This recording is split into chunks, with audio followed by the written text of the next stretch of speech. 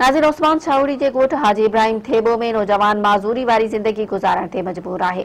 उन हवाले सां ॾिसो सनाउल्ला थेबो जी ही रिपोर्ट। जी नाज़रीन, असां हिन वक्त मौजूद आहियूं ॻोठ इब्राहिम थेबो जे रवासी अली शेर शेख जे घर में, जेको 1 साल अॻु रोड एक्सीडेंट में पंहिंजी टंग जेके ज़ाया थी चुकी हुई, उन माज़ूर जी ज़िंदगी गुज़ारे रहियो आहे। हिते जेके चूंडियल नुमाइंदा जेके आहिनि, उन्हनि अञा ताईं हिन जी साह न लधी आहे। अचो त उन्हनि सां ॻाल्हि ॿोल कयूं त हुनजो वधीक छा चवणु आहे। ऐं जो केरु कमाइण वारो बि कोन्हे, हिकिड़ो ई आहे, 4 ॿार आहिनि, 2-3 न्याणियूं आहिनि ऐं ग़रीब आहियूं। ऐं आउं रनज़ाल आहियां, ॿियो त मुंहिंजो न को धणी न को साईं आहिनि, छोकिरे खां सवाइ कमाइण वारो इहो ई आहे। निमाईंदा बाबा केरु कंहिंजो कोन्हे, जेके बि फंड मिलिया उहे पंहिंजे पेट में खाधऊं।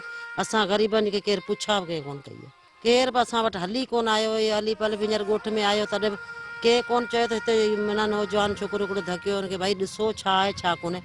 केरु बि असांजी कंहिं बि मदद कोन कई आहे। मुंहिंजो भाउ आहे, नंढो भाउ आहे, तक़रीबन साल खनि थी वियो आहे। एक्सीडेंट थियो त माना हिते ॻोठ में जेके आहिनि चेयरमैन आहिनि, मेंबर आहिनि, माना सार संभाल केरु कंहिंजी कोन थो लाहे। हाणे आउं हिकिड़ो कमाइण वारो आहियां हिन घर में। हाणे 300 आणियूं 300 खाऊं, उन मां भाउ जो छा इलाजु कराईंदासीं।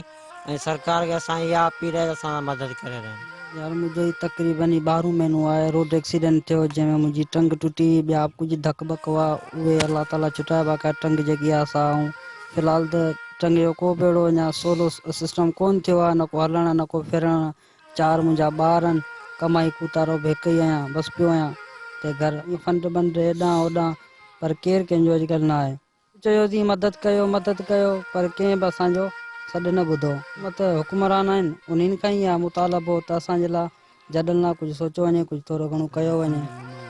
असांजे जेके चूंडियल नुमाइंदा आहिनि, उन्हनि सां असांजी गुज़ारिश आहे, महिरबानी जेतिरी पुॼी सघे असां सां मदद करे।